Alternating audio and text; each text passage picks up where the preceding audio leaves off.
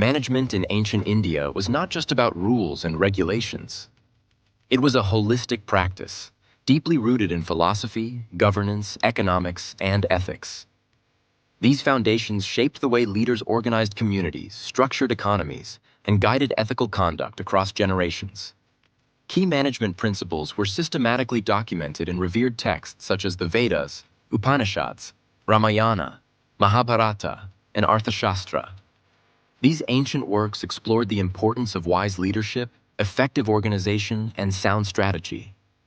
They also emphasized the integration of ethical values into daily administration and economic life. Leaders were expected to embody wisdom and integrity, inspiring trust and unity. Organization was not just about hierarchy, but about creating harmonious systems where every individual had a role. The Arthashastra, for example, outlined detailed administrative structures and methods for efficient governance.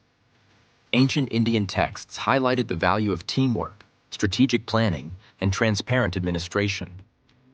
By combining ethical guidance with practical governance, these principles laid the foundation for management practices that are still relevant today.